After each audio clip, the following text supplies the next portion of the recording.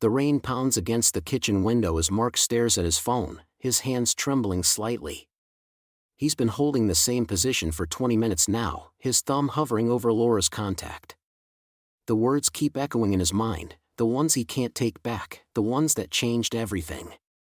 Why would I need someone like you? He closes his eyes, feeling the weight of what he's lost, what he threw away in a moment of cruel arrogance. But we're getting ahead of ourselves.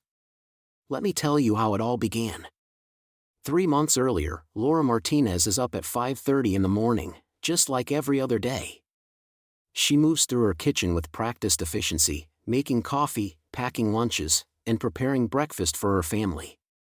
At 34, she's mastered the art of invisible multitasking. Her dark hair is pulled back in a messy bun, and she's already dressed in the kind of practical clothes that can handle whatever chaos the day might bring. "Mom, I can't find my soccer cleats," 12-year-old Jake calls from upstairs. "Check the garage by the washing machine," Laura calls back, not missing a beat as she flips pancakes. She's already mentally calculating the morning schedule: drop Jake at school, take 8-year-old Emma to her violin lesson, pick up Mark's dry cleaning, and somehow squeeze in grocery shopping before the afternoon pickup routine begins. Mark comes down in his expensive suit, already checking emails on his phone. He's 42, successful, and completely absorbed in his work as a corporate lawyer. "The Patterson meeting got moved up," he says without looking at her. "I might be late tonight." "Again?" Laura asks, though she's not really surprised. "Emma has her school play rehearsal." "I thought you were going to try to make it." "I'll try," Mark says, grabbing his coffee and kissing her forehead absently. "But this case is huge for the firm. If I land Patterson Industries, I'm looking at a partnership track." Laura nods, swallowing the disappointment. She's heard about the partnership track for years now, always just out of reach, always requiring just one more late night, one more missed family dinner, one more sacrifice from everyone except Mark. The morning rushes by in its usual blur. After dropping the kids off, Laura finds herself sitting in her car outside Emma's school, staring at a building across the street. It's a small design studio with beautiful window displays, and she can see people inside working on fabric samples and color boards.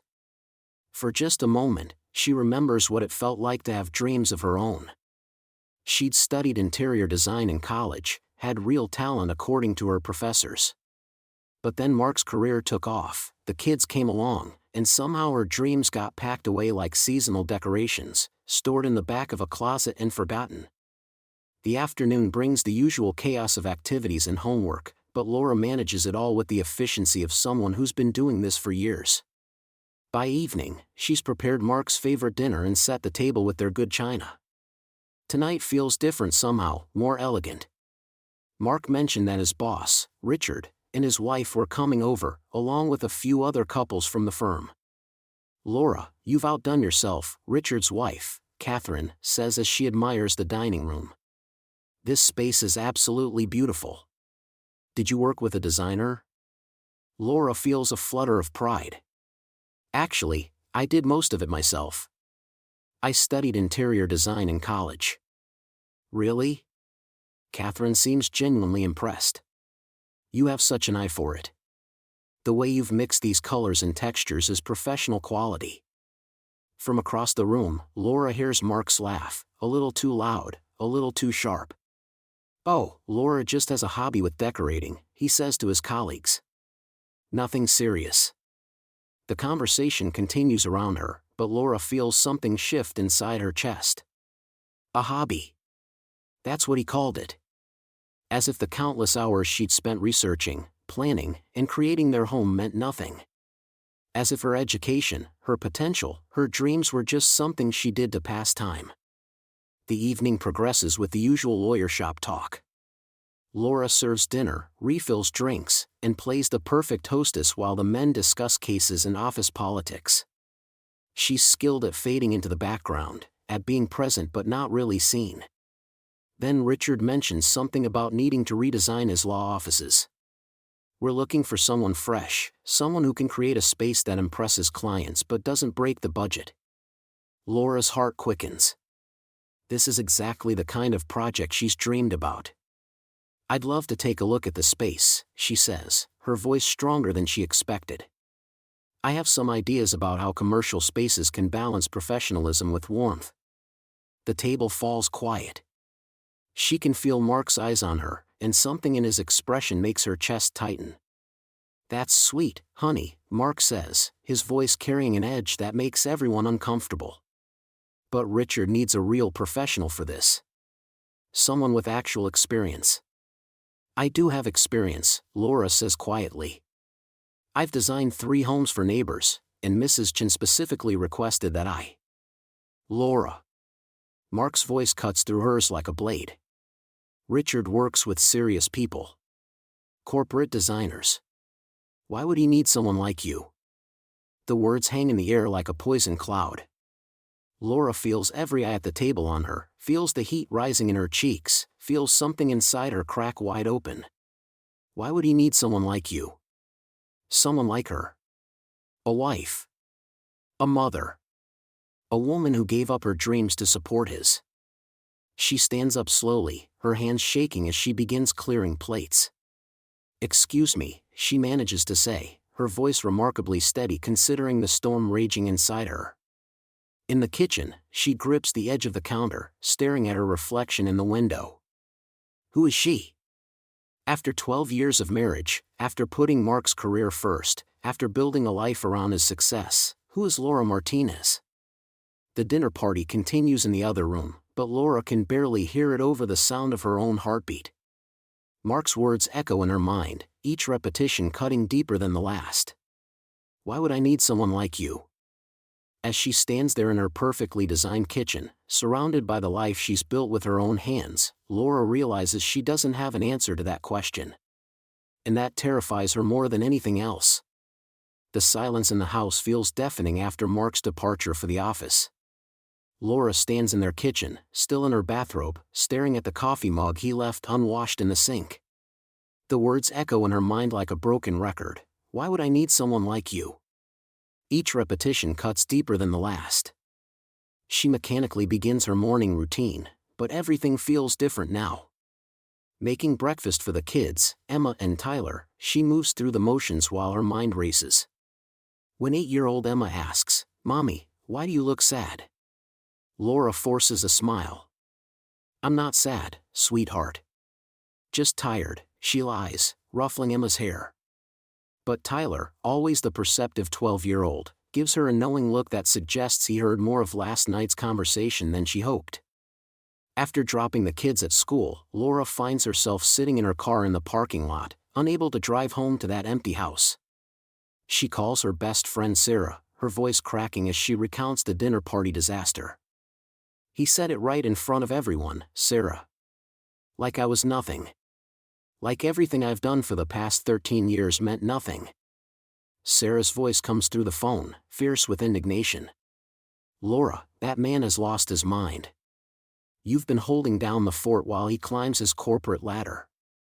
You're brilliant, creative, and you've been hiding your light under a bushel for too long. But what if he's right? What if I really am just—" "Stop right there," Sarah interrupts. "Remember when you redesigned my entire living room for practically nothing? Remember how you transformed that disaster into something that could be in a magazine? You have a gift, Laura. You always have." Laura feels tears welling up, but for the first time since last night, they're not entirely tears of hurt. "I used to dream about having my own design business. So why don't you? Start small. Take on a project. Show Mark and everyone else what you're capable of." Meanwhile, across town in his glass-walled office, Mark sits at his mahogany desk, surrounded by the trappings of success he's worked so hard to achieve. His assistant, Jennifer, knocks and enters with a stack of urgent documents. "The Peterson account is getting cold feet," she announces, her expression grim. "They're questioning whether our firm can handle their expansion project. They want to meet with you personally this afternoon." Mark's jaw tightens. The Peterson account represents the biggest opportunity of his career, a multi-million-dollar development that could make him a partner. But lately, everything feels like it's slipping through his fingers. The pressure from his boss, Richard, has been relentless. "Set up the meeting," he says, loosening his tie. "And call my wife. Tell her I'll be home late again." "Actually, sir, I tried calling Mrs. Hamilton earlier about the dry cleaning pickup, but she didn't answer."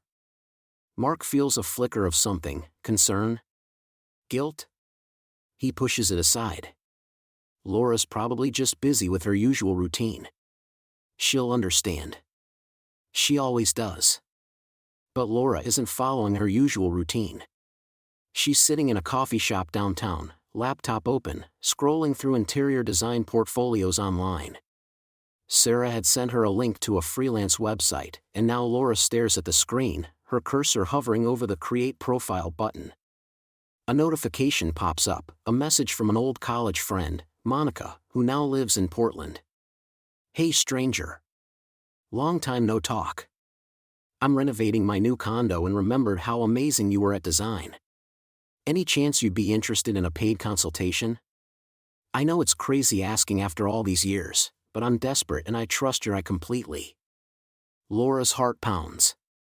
This is it, a sign, an opportunity, a chance to prove that she's more than just Mark's wife and the kid's mother. With trembling fingers, she types back, "I'd love to help. When can we video call?" That evening, Mark returns home to find Laura in the living room, surrounded by fabric swatches and design magazines. She's animated in a way he hasn't seen in years, talking rapidly on the phone about color palettes and spatial flow. "I have to go," she says into the phone, noticing Mark's presence.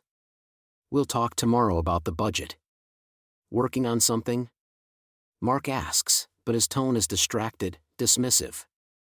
He's still thinking about the Peterson meeting, which didn't go as well as he'd hoped. "Actually, yes. I got my first freelance design client today." Mark barely registers her words, already heading upstairs. "That's nice, honey. I have some calls to make." Laura watches him go, feeling the familiar sting of being invisible in her own home. But this time, instead of retreating into hurt, she feels something else rising within her: determination. She looks down at the design sketches scattered around her, each one representing a dream she'd buried years ago. Her phone buzzes with a text from Sarah: "How did it go with Monica?" Laura smiles as she types back, "Better than I hoped. I think I'm actually going to do this." But as she gathers her materials, she can't shake the feeling that this new path she's embarking on is about to change everything, and not everyone in her family is going to be happy about it. Upstairs in his study, Mark ends another stressful call with his boss, who's questioning his ability to handle the Peterson account. As he stares out the window at the suburban street they've called home for over a decade, he wonders why success feels so elusive lately, and why the house feels so quiet even when everyone's home. Laura stares at her reflection in the bathroom mirror, the harsh fluorescent light revealing the exhaustion etched around her eyes. 3 days have passed since the dinner party, and Mark's words still echo in her mind like a broken record. The house feels different now, charged with an unspoken tension that makes every conversation feel like walking on eggshells. "Mom, where's my soccer jersey?" Emma calls from downstairs, her voice cutting through Laura's thoughts. "In the laundry room, sweetheart," Laura replies, forcing brightness into her voice. She takes a deep breath and heads downstairs, where chaos awaits. Tommy has spilled cereal across the kitchen counter, and Emma stands impatiently by the door, one shoe on and one off. "I can't find it anywhere," Emma whines, her face scrunched with preteen frustration. Laura rushes to the laundry room, finding the jersey crumpled in the dryer. As she shakes it out, her phone buzzes with a text from Sarah: "Coffee later? I have an idea about that design thing we discussed." The morning routine continues in its familiar frenzy.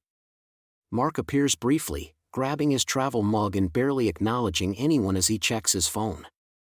"Big presentation today," he mutters, his face already distant and focused on work. "Good luck," Laura says softly, but he's already out the door. Later that afternoon, Laura sits across from Sarah at their usual coffee shop, the familiar comfort of friendship providing a small sanctuary from her turbulent thoughts.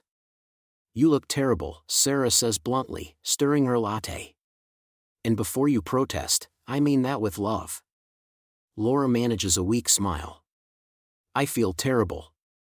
I keep replaying that night, wondering if maybe he was right. Maybe I am just. Stop right there, Sarah interrupts, leaning forward.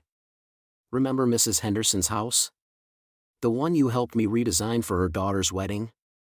That was just helping a friend, Laura protests. That was professional level work, and you know it. Mrs. Henderson has been bragging about it to everyone at the country club. Sarah pulls out her phone, scrolling through photos.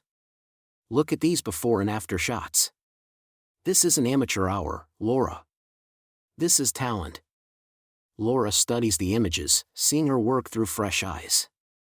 The transformation is remarkable. She'd taken a dated, cramped space and turned it into something warm and inviting, balancing colors and textures in ways that felt both sophisticated and homey. I actually got a call this morning, Sarah continues, her voice gaining excitement. Mrs. Henderson gave your number to her friend, Patricia Walsh. She wants to meet with you about redoing her downtown office space. Laura's heart skips. Patricia Walsh? The real estate mogul? The very one. She's expecting your call. Sarah slides a business card across the table. This is your chance, Laura. Your chance to prove to yourself, and to Mark, that you're more than just a housewife. That evening, Laura paces the living room, Patricia Walsh's business card trembling in her hand. She's rehearsed her introduction 20 times, but her confidence wavers with each imagined scenario. What if she sounds unprofessional? What if Patricia realizes she has no formal credentials?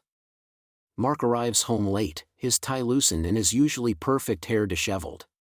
He barely glances at her as he pours himself a whiskey. How was the presentation? Laura asks, trying to bridge the growing distance between them. Complicated, he replies curtly. The client wants major changes. Peterson thinks we might lose the account. Laura sees the stress lines around his eyes, the way his shoulders carry the weight of his ambitions. Part of her wants to comfort him, to slip back into the familiar role of supportive wife. But another part of her, the part that's been growing stronger since the dinner party, holds back. I might have a job opportunity, she says quietly. Mark looks up from his glass, his expression shifting from distraction to mild interest. What kind of opportunity? Interior design. A real client, not just helping friends. Laura's voice gains strength as she continues. Patricia Walsh wants to meet with me about her office renovation. For a moment, Mark's face softens, and Laura glimpses the man who once encouraged her dreams. But then his phone buzzes with an urgent email and his attention snaps back to work. That's nice, honey, he says absently, already scrolling through messages. Just make sure it doesn't interfere with your responsibilities here. The dismissal stings worse than his original words. This time, there's no anger in his voice, just casual indifference, as if her dreams are nothing more than a hobby to be managed around his needs. Laura watches him climb the stairs, his focus entirely consumed by his own world.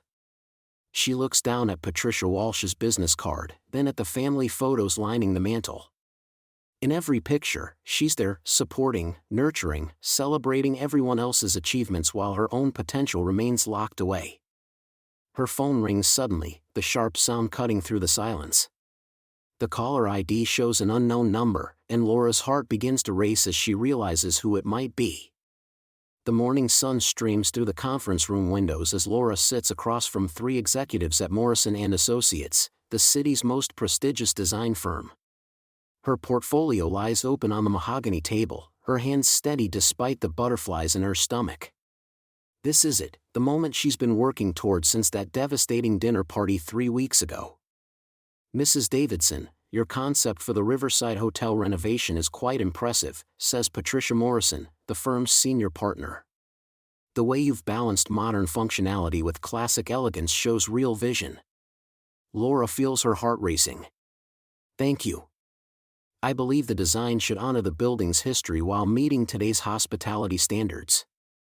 We've been looking for someone with your aesthetic for months, Patricia continues. Would you be interested in taking on this project as our lead designer? The words hit Laura like a wave. Lead designer. Her own project. Her own vision. Yes, absolutely. Across town, Mark stares at his computer screen, the words blurring together. The Henderson account, the biggest deal of his career, is slipping through his fingers. His phone buzzes with another message from his boss, conference call at 3 p.m. We need to discuss your position. His position. The phrase sends a chill down his spine. After 15 years with the company, after all the late nights and missed family dinners, they're questioning his position. Laura arrives home that evening, her cheeks flushed with excitement. She finds Mark in his study, surrounded by papers and empty coffee cups. "Mark, I have incredible news," she says, unable to contain her smile. "I got the Morrison project.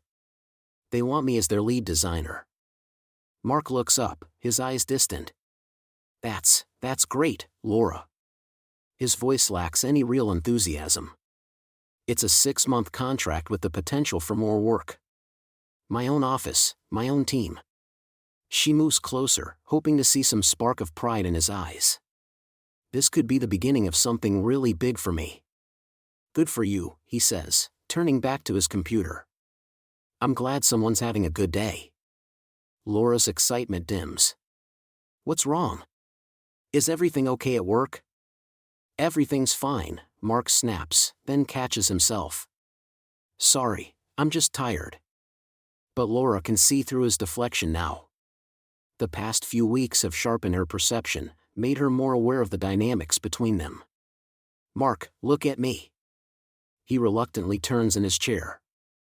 3 weeks ago, at the Hendersons' dinner party, you asked me why you would need someone like me." The words hang in the air between them. "I've been thinking about that question ever since." Mark's face goes pale. "Laura, I was drunk. I didn't mean."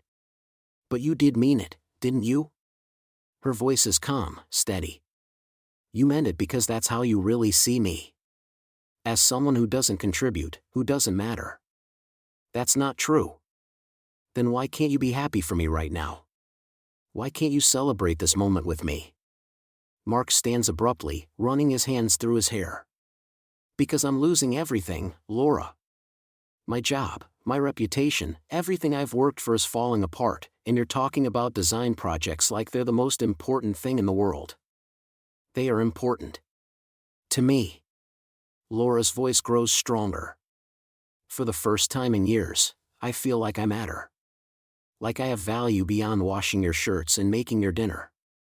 The silence stretches between them, heavy with unspoken truths. Mark stares at his wife, really seeing her for the first time in months. The confidence in her posture, the fire in her eyes, the way she's no longer shrinking to make room for his ego. "I've been invisible in this marriage, Mark," Laura continues. "But I'm not invisible anymore. I'm done being someone you can dismiss whenever it's convenient." Mark's phone rings, breaking the tension. He glances at the screen, his boss's name flashing urgently. As he reaches for it, Laura turns toward the door. "Laura, wait," he calls after her. But she's already walking away, and for the first time in their marriage, Mark realizes he might be the one who's about to become invisible. The phone rings at 2:47 a.m., jolting Laura from sleep. She reaches across the bed, but Mark's side is empty. He's been pulling all-nighters at the office for weeks. The caller ID shows his work number. "Laura?" Mark's voice sounds hollow, defeated. "I need to come home." She sits up, instantly alert. "What happened?" "The Henderson account, it's gone. 3 years of work, just gone. They said my proposal lacked authentic vision and personal connection." His voice cracks. "I don't know what that even means anymore." Laura's heart aches hearing him so broken. Despite everything, she still loves this man. "Come home, Mark. We'll figure it out." An hour later, Mark walks through the door looking like a stranger in his own house. His usually pristine suit is wrinkled, his tie hanging loose around his neck. He stops in the kitchen doorway, staring at the certificates and client thank you notes now covering what used to be his command center on the refrigerator. "When did you put all this up?" he asks quietly. "Over the past few weeks. The Morrison project led to 3 more clients. Sarah says I should consider opening my own firm." Laura keeps her voice neutral, not wanting to sound boastful. Mark picks up a handwritten note from Mrs. Chen, thanking Laura for transforming her elderly mother's bedroom into a peaceful sanctuary. His hands tremble slightly as he reads it. "Laura, He sets the note down carefully. "I've been thinking about what I said at the Hendersons' party. About not needing someone like you." She turns from the coffee maker, studying his face. "And? I was wrong. So incredibly wrong." His voice breaks. "I've spent the last month watching you rebuild yourself, watching you help people create homes that actually mean something to them. And I realized, I don't even know what home means anymore." Laura's throat tightens. "What are you saying?" "I'm saying I need you. I've always needed you, but I was too arrogant to see it." He steps closer, his eyes red-rimmed with exhaustion and regret. "When Henderson told me my proposal had no heart, no authentic vision, I finally understood. I've been living like a machine, treating everything, including our marriage, like a transaction." "Mark, please, let me finish." He takes a shaky breath. "I watched you transform the Morrison house last week. I saw how you listened to their stories, how you made their spaces reflect who they really are. You have this gift of seeing people's true selves and helping them express it. I used to have that too, before I forgot what matters." Laura wipes away a tear she didn't realize had fallen. "I never stopped believing in you." "Why?"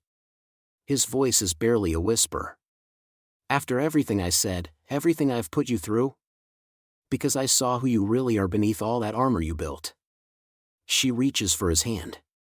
The man who used to sketch building designs on napkins at dinner, who talked about creating spaces where families could thrive. That man is still in there. Mark's composure finally breaks. "I want to take it all back, Laura. Every dismissive word, every time I made you feel small. I want to be the man you deserved all along." "You can't take it back," she says gently. "But you can choose who you want to be moving forward." 2 weeks later, Laura finds Mark in his study, but instead of spreadsheets, he's sketching. The drawing shows a small office space with large windows and built-in shelving, clearly designed for her. "What's this?" she asks, settling beside him on the couch. "A proposal. Not for Henderson or any other client." He turns to face her. "For us. I want to start over, not just our marriage, but our careers. I'm thinking of leaving the firm, maybe starting something smaller. More personal." Laura studies the sketch, recognizing the care in every line. "In this office? For Laura Chen Interior Design. If you'll have me as your architect partner, not your boss or your critic. You're equal." She looks at him, seeing the vulnerability in his eyes, the hope he's trying to hide. "What about your career? Your reputation? What about it? I spent so many years building something I thought would make me happy, but it just made me hollow." He sets the sketch aside and takes her hands. "You found yourself again after I tried to tear you down. Maybe it's time I found myself too." 3 months later, Sarah raises her champagne glass at their small office warming party. To Laura and Mark Chen Design, proof that sometimes the best partnerships come from the most unexpected places. Laura looks around their bright, welcoming space, then at Mark, who's deep in conversation with Mrs. Morrison about her daughter's nursery design. He catches her eye and smiles, the same smile that made her fall in love with him 15 years ago. "Why would I need someone like you?" she whispers, repeating his old words. Mark appears at her side, having heard her. "Because," he says softly, "you don't need me. You never did. But I need you, not to complete me, but to remind me who I want to be." Laura leans into him, feeling the solid foundation they've built together. "I love you too." Outside, the first snowfall of winter begins, blanketing their neighborhood in fresh possibility.